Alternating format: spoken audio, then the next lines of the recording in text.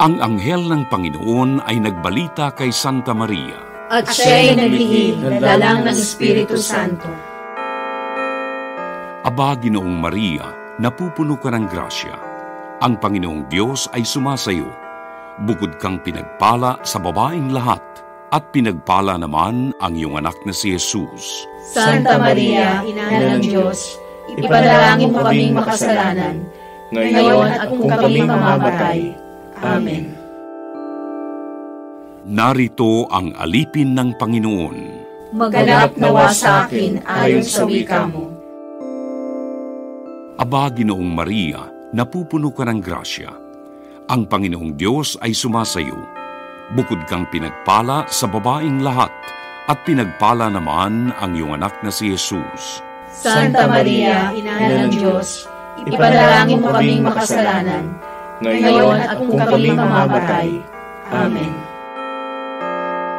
At ang Verbo ay nagkatawang tao. At nakipamayan sa atin. Aba, Ginoong Maria, napupuno ka ng grasya. Ang Panginoong Diyos ay sumasayo. Bukod kang pinagpala sa babaeng lahat, at pinagpala naman ang iyong anak na si Jesus. Santa Maria, Ina ng Diyos, ipanalangin mo kaming makasalanan, ngayon at kung kami mamamatay.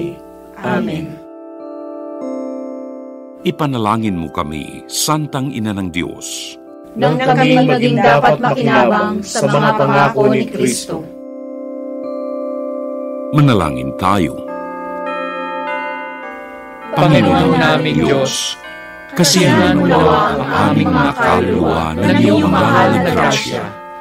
At yayamang dahilan sa pamamagitan ng Anghel, ay nakilala namin ang pagkakatawang tao ni Jesucristo ang anak mo.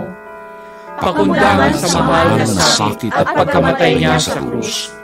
Pakinabangin mo kami ng kanyang pagkabuhay na muli sa kaluwalhatian sa langit, sa pamamagitan ni Jesucristo ring Panginoon namin. Shalom. Luwalhati sa Ama, sa Anak, at sa Espiritu Santo. Kapara ng unang-una, ngayon at magpakailanman, at magpasawalang hanggan. Amen.